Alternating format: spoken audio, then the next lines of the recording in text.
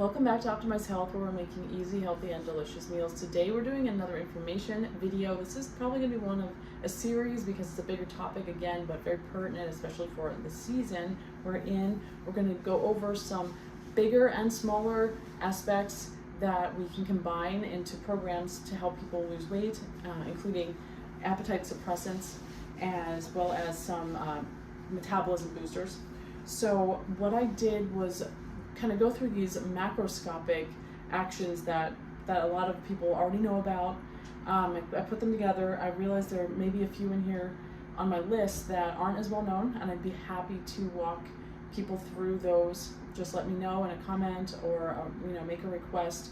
And I also can do consultations one-on-one, and we'll include. You should talk to your doctor, healthcare provider, or veterinarian to see if any of these recipes, suggestions, or contents of these videos are right for you. Nothing contained in these videos are intended to be taken as medical advice. Use at your own risk. The link to how to reach me in order to pursue that if you're interested in getting a little more in depth in your own specific needs and how to maybe tailor things a little bit tighter to you.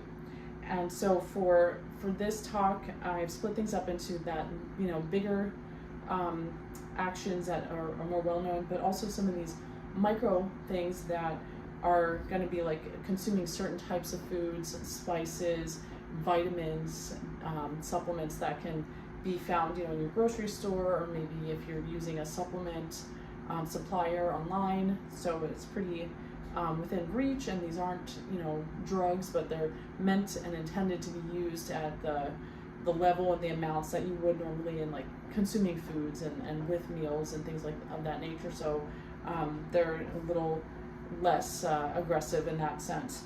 For the macroscopic topics, I've listed things out like hydration, fiber, protein, and fat.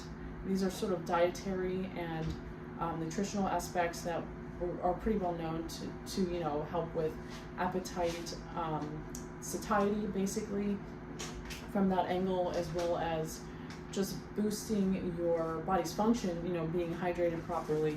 There's some other nitty-gritty things I could get into in another talk, where things like fat, protein, and fiber can come into play, different angles, particularly, for example, with fiber, the types of fiber and the variety of fiber that we are able to consume, how our microbiome is going to be impacted, and then how that symbiotic relationship will be influencing our weight, weight loss, weight gain, our metabolism in general, however that can play out.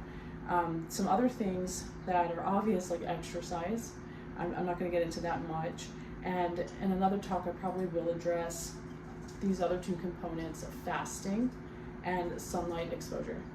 Particularly, these two are key with circadian rhythm and how our body and the cells and different systems of our body, including the digestive system and how we're going to be metabolizing energy, are impacted by sunlight at the right times of day and by eating or not eating at the appropriate times of day.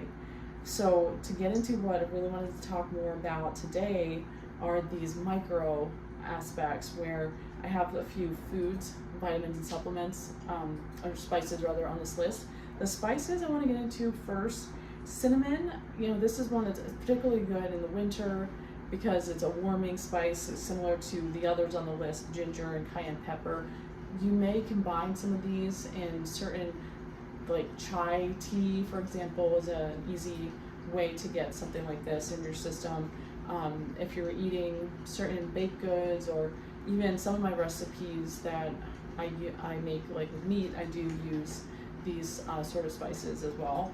And cinnamon can be good for controlling blood sugar and also appetite, as well as ginger. Ginger has also got compounds that can help as antioxidant and kind of fighting free radicals. It's also beneficial to be able to help the body digest a little more efficiently, and so that can help with your gut health and helping digestion, helping reduce things like bloat, and that's that can be a big thing with weight because if you're bloated and you can get inflammation from being bloated and then you stay bloated, and that's a bad combo for losing. Even if it's just water weight, it's still can be really tenacious. So that can be helpful there. Cayenne pepper is another one. With the cayenne, you really want to be careful at how much you're using. You really can have some side effects. It's not just unpleasant burning in the mouth, but it can kind of burn throughout the GI tract. And some people may use it in safer, lower quantities to help things move through the GI tract. It's sort of like a laxative effect. But cayenne pepper can help to actually boost metabolism and speed things up as far as metabolic rate. It may not be the biggest jump in metabolism, but it certainly can help. And also just having spicy foods, it can help with things not being bland or boring, and also discouraging us from eating too much because it's hot, and it's like I'm hungry, but I'm going to stop at a certain point because it burns. Some other things that are a little more gentle and a little more accessible, for most people, I would say, are tofu. It actually has a chemical component in the soy that's a genistein, and it is an appetite suppressant. Caffeine is another commonly used ingredient, and we know how that can help to boost our metabolism and also help us with workouts and kind of just getting everything that we need to get done. And then catechins are a really nice, more gentle appetite suppressant that we get in green tea. Apple cider vinegar is a good one for helping to control the absorption of glucose. So if we take this before or during a meal, even if you do like a little ginger and apple cider vinegar shot like I do, this can help with metabolizing things better, as well as lowering the rate that we absorb the glucose or sugars from our meal, which helps to keep our insulin level more even. And that is really critical. We can talk more in another time about how controlling insulin and keeping weight in control is critical. The other things to mention are vitamins. So vitamin C, it's an appetite suppressant and also an antioxidant. And some people like to combine things like ginger lemon. Ginger lemon apple cider vinegar would be a nice little boost. And then vitamin D as in dog and vitamin B as in boy, B complex. And these things are important. One, D as in dog being a more hormonal effect, and B as in boy being more directly giving your body the building blocks that it needs to support optimal metabolism and be able to burn as much energy as it can.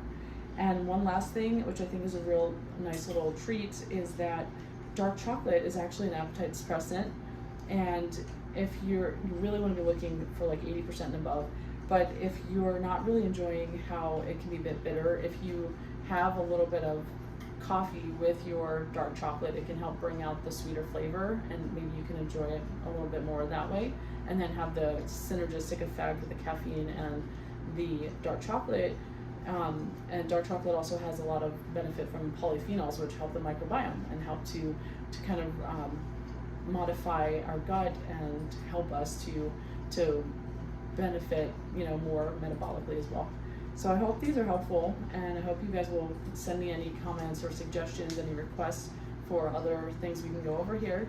And if you'd like, just reach out to me if you'd like to connect one-on-one. And hope you'll share this video with people you think it may help. Please subscribe and check us out next time.